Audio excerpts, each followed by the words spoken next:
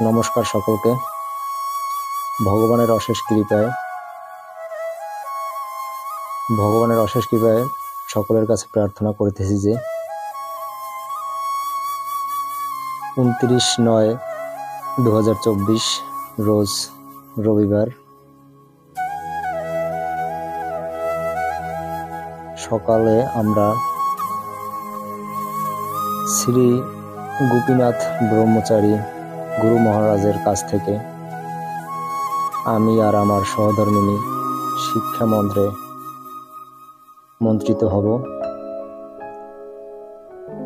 শ্রী শ্রী গোপীনাথ ব্রহ্মচারী গুরু মহারাজ আমাদেরকে শিক্ষা মন্ত্র দান করিবেন,